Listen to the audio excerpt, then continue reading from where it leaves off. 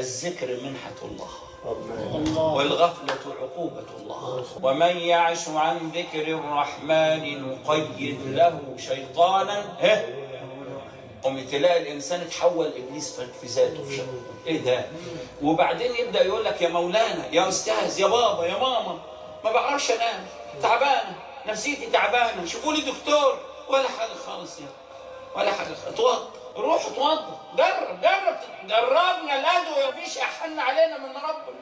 ما ان تقبل عليه بوضوءك إلا أقبل عليك بوضاءة الحال، لأنه هو اللي مسلط عليك ده.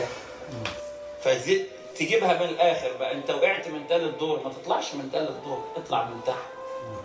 اتوضى وصلي في غفلة وبعدين اختم الصلاة. مفيش حاجة أحن علينا من ربنا.